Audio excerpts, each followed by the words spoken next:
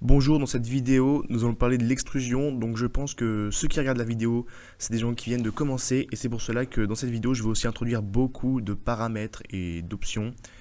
Donc n'hésitez pas à faire pause et à suivre à côté si vous pouvez. Dans cette vidéo, j'utiliserai différents paramètres à savoir utiliser. L'extrusion est la fonction principale de Solid Edge.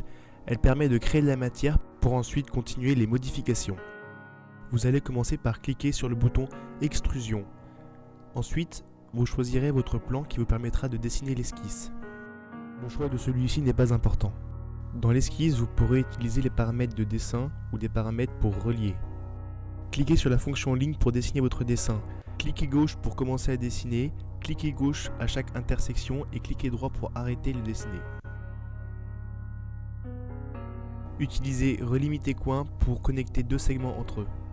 Cliquez d'abord sur un segment puis sur l'autre. Pour créer un cercle, utilisez cercle par point. Cliquez une fois pour le centre du cercle et cliquez une deuxième fois pour son rayon. Pour relier un cercle avec une ligne, utilisez la fonction tangent. Cliquez d'abord sur le cercle puis sur le segment. Assurez-vous que le cercle soit bloqué dans toutes les positions. Si vous voulez supprimer des morceaux de segment, utilisez la fonction relimiter. Cliquez alors sur les éléments que vous voulez faire disparaître. Vous pouvez à tout moment changer la forme de votre esquisse. Une fois l'esquisse terminée, il faut maintenant la coter. Cliquez sur Cotation puis sur Smart Dimension. Vous pourrez ensuite cliquer sur chaque segment ou chaque portion de courbe pour la dimensionner.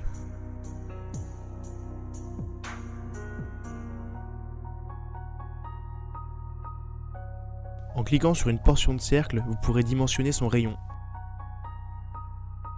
Pour le segment en diagonale, vous pouvez soit la coter en cliquant dessus, ou alors en utilisant la cotation d'angle. Pour ça, cliquez sur Cotation puis sur Angle entre. Cliquez sur les deux segments qui caractérisent votre angle. Vous pouvez à tout moment changer les cotations en cliquant sur les valeurs et en les changeant.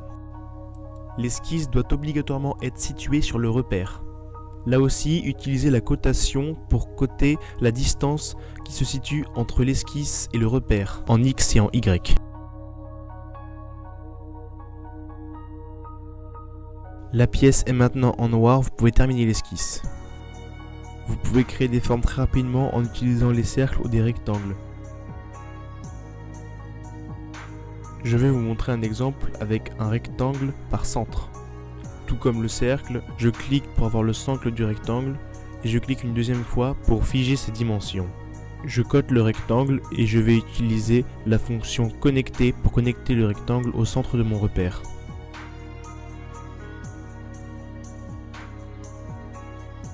Cliquez sur un point de la pièce et sur le centre de l'axe pour connecter les deux.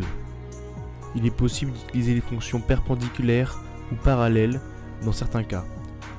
Pour ces deux fonctions, cliquez sur le premier segment et le deuxième pour les rendre soit perpendiculaires soit parallèles. Pour arrondir un côté, utilisez la fonction congé de raccordement. Cliquez sur un premier segment puis sur le deuxième pour créer ce congé.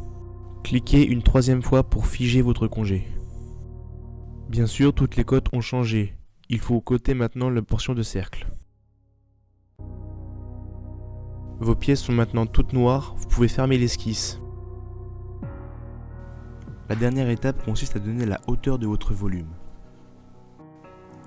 Vous avez ici différents paramètres selon si vous voulez ajouter la hauteur que d'un seul côté ou alors d'une manière symétrique avec de l'autre côté du plan.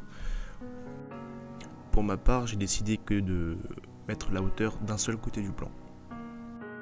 Il suffit de bouger la souris jusqu'à ce que la hauteur vous convienne à peu près. Vous cliquez une fois pour figer, puis après vous pouvez changer la valeur directement sur votre volume. Si ça vous convient, vous n'avez qu'à appuyer sur fin.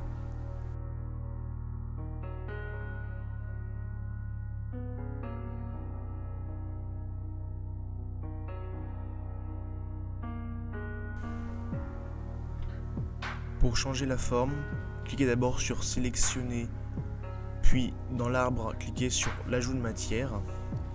Vous pourrez ainsi changer les cotes comme vous l'avez fait pour la hauteur.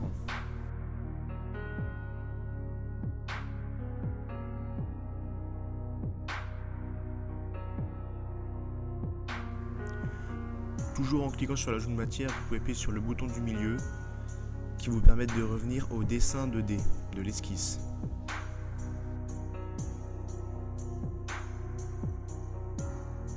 Lorsque vous aurez terminé, vous pourrez fermer l'esquisse et effectuer les mêmes opérations pour terminer.